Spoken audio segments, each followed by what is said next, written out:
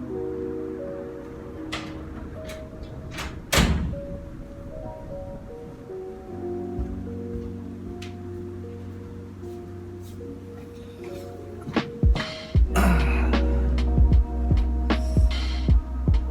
back to my channel. Hari ini gue mau ngobrolin satu hal yang mungkin nggak semua orang tahu atau nggak semua orang pernah dengar atau pernah paham. Tapi gue mau ngomongin tentang program pertukaran pemuda atau youth exchange yang kalau di Indonesia sendiri sih udah dilakuin dari zaman dulu ya, dari I don't know, maybe tahun 70-an udah ada. Jadi hari ini gue baru ikutan diskusi dengan alumni pertukaran pemuda antar negara di bawah Kementerian Pemuda dan Olahraga. Jadi ada alumni banyak banget dari seluruh Indonesia yang pernah ikut program pertukaran pemuda ke mancanegara.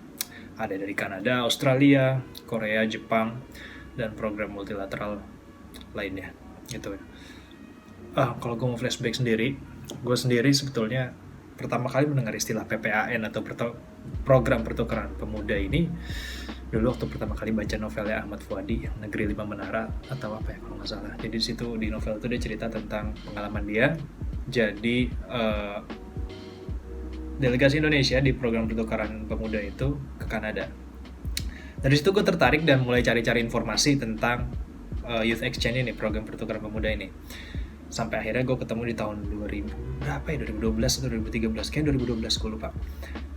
Ada kayak workshopnya kayak menjelaskan how to jadi delegasi Indonesia untuk bisa ikut PPAN, untuk bisa ikut pertukaran pemuda dan lain sebagainya. Gue ikut waktu itu di Dinas Pemuda dan Olahraga Jawa Barat kalau nggak salah. Tapi abis itu ya gue cuma ikut workshopnya aja, gue nggak follow up, apply atau gimana, nggak sama sekali, karena ya namanya cuma waktu itu pengen tahu aja gitu. Singkat cerita, tahun 2018 gue mendapatkan satu tawaran untuk ikut sebuah program pertukaran pemuda dari Kemenpora. Pertama kali ikut itu 2018 itu ke Sri Lanka. Kemudian itu pengalaman pertama, yang kebetulan juga programnya adalah program pertama, jadi bisa dibilang angkatan pertama yang sama sekali nggak punya pengalaman atau nggak punya track record sebelumnya. Dan ternyata seperti ini loh salah satu bentuk program pertukaran pemuda gitu kan, yang ternyata agak sedikit berbeda sih dibanding program pertukaran pemuda yang udah ada sebelumnya. Maksudnya dengan hubungan bilateral dengan negara lain yang kayak Indonesia Kanada, Indonesia Korea, Indonesia Australia, Indonesia Singapura atau yang lainnya. Dari program pertukaran pemuda itu gue dapat banyak pengalaman, gue dapat banyak cerita baru, teman baru pastinya. Sampai akhirnya membawa gue ke diskusi hari ini. Ketika bertemu dengan banyak alumni dari program pertukaran pemuda yang lain. To be honest, gue sama sekali nggak apply atau daftar atau registrasi untuk ikut program itu, karena waktu itu benar-benar murni ditawarin dan menurut gue waktu itu programnya menarik dan gue juga senang traveling. Akhirnya gue sikatlah nih tawarannya gitu kan, kayaknya menarik. Singkat cerita, di diskusi hari ini itu kita bicara tentang banyak sekali permasalahan atau hal-hal yang ternyata selama ini belum terpecahkan dari program pertukaran pemuda. Salah satunya adalah yang paling singkat, bukan paling singkat, salah satunya adalah yang paling menjadi topik yang layak untuk diperbincangkan, soal post program activity. Jadi gimana caranya setelah pemuda-pemuda Indonesia hebat ini dari seluruh Indonesia dikirim ke luar negeri, bisa kontribusi sesuatu ke daerah asalnya atau ke Indonesia dalam bentuk apa.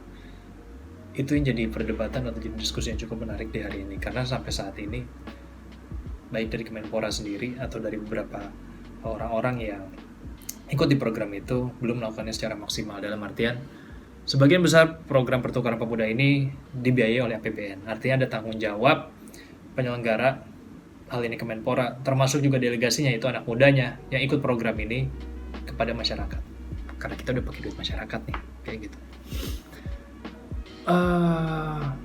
Makanya itu judulnya, apakah program pertukaran pemuda ini masih sangat relevan di tahun 2020 dan yang akan datang. Kalau menurut gue sebetulnya simple sih, gimana caranya mulai dari titik awal sampai titik akhirnya itu harus jelas dulu. Starting point kenapa pemerintah lewat Kemenpora mau bikin program pertukaran pemuda antar negara ini harus lebih diperjelas lagi. Kemudian endpoint-nya, ingin dapat output seperti apa dari pemuda-pemuda yang dikirimkan ini. Itu adalah dua missing link yang belum bisa terselesaikan saat ini kalau menurut gue. Masih banyak hal-hal yang ya belum bisa dikatakan proper lah gitu untuk dilakukan. Contohnya adalah soal seleksi aja misalnya.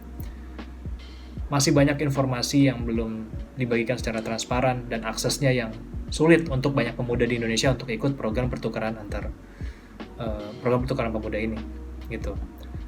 Dan dari titik awal itu aja sebenarnya udah bermasalah bagaimana kemudian di akhirnya bisa mendapatkan endpoint atau objektif atau results yang diinginkan oleh Kemenpora selaku penyelenggara. Menurut gue dua hal itu perlu diperbaiki sih. Dan tadi ada salah satu teman gue, Bang Indra, dia dari alumni program pertukaran pemuda Indonesia Korea, kasih satu insight yang cukup bagus tentang kontribusi. Bagaimana kontribusi alumni program pertukaran pemuda ini bisa dilakukan secara lebih maksimal dan definisinya juga lebih jelas. Nanti gue akan kasih videonya di sini. Tapi lagi-lagi saya berpikir bahwa kontribusi itu sesuatu yang definitif. Mungkin kemarin ada senior kita yang emang kontribusinya gede banget, gitu kan. Tapi nggak semua dari kita memiliki kontribusi seperti itu. Jadi, apa ya? Kok definisi dari kontribusi saya pikir harus diperjelas. Apa yang dimau dari Kemenpora, dari orang yang hanya berangkat ke luar negeri ini, yang tidak diajarkan tentang project management. Kita tidak belajar workshop bagaimana membuat project management yang keren, yang ideal. Tapi ketika pulang kita dihadapkan pada you harus kontribusi. Nah, mungkin beberapa dari kita yang sudah mapan ngerti how to contribute. Tapi banyak teman-teman kita yang baru 17 tahun, 18 tahun, mereka belum ngerti gimana cara contribute. Saya tertarik merespon tadi ide dari teman-teman saya. Kalau teman-teman saya punya guideline yang doable dan achievable, yang bisa dilakukan tidak hanya untuk orang-orang yang sudah mapan dan established, mungkin bisa dipakai, Pak. Jadi teman-teman tidak merasa terbebani, tanda kutip, dengan istilah kontribusi yang gede. Karena saya pikir ketika mereka pulang ke Indonesia, mereka wirausaha kecil-kecilan, karyawan 1-2 itu juga kontribusi. Mereka kuliah dengan baik dan IPK 3,7, 3,8. It's part of contributions as well, gitu kan. Jadi saya pikir itu sih, Pak. Jadi maksud saya sepakat kalau PPA ini tetap ada dan dipertahankan, cuma harus ada guideline yang jelas di Kemenporanya, pengen seperti apa kontribusi yang diberikan, agar teman-teman tidak mengawang-awang dan tidak merasa terbebani dengan kontribusi-kontribusi seniornya yang lebih gede-gede itu. Saya pikir itu sih, Pak, tambahan. Dari apa yang disampaikan Bang Indra tadi, gue setuju banget. Karena pada akhirnya setiap pemuda harus memiliki kesempatan yang sama. Tapi di saat yang bersamaan juga dia harus memiliki keinginan atau sesuatu yang ingin dia capai, atau sesuatu yang ingin dia berikan lagi ke masyarakat. Sekecil apapun itu, setelah dia pulang dari luar negeri.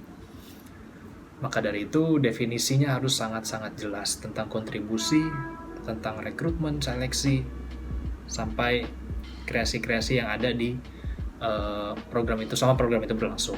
Dan kebetulan di diskusi ini gue kebagian mendiskusikan tentang digitalisasi semua program ini, dan gue berharap sih dalam waktu dekat lah, 1 tahun mungkin, semua udah berbasis website, sudah berbasis internet, e-recruitment, e-planning, sampai semua pendataan alumni sudah berbasis digital. Sehingga pada akhirnya PPAN ini atau program pertukaran pemuda antar negara ini bisa jadi sesuatu yang berharga di masa yang akan datang. Dalam artian gak cuma sekedar ngelihat, oh anak muda berprestasi di daerah ini dikirim ke luar negeri. Gak cuma sekedar itu, tapi lebih dari itu. Dan harapannya ya mungkin 2021, 2022 semua akan jadi lebih baik, dunia juga lebih baik, sehingga program pertukaran pemuda ini bisa lebih baik lagi buat manfaatnya buat di Indonesia. Silakan diskusi di komentar, atau kalau mau ada yang kasih insight apa tentang program pertukaran pemuda, gue sangat terbuka. Mungkin itu aja. Thanks for watching.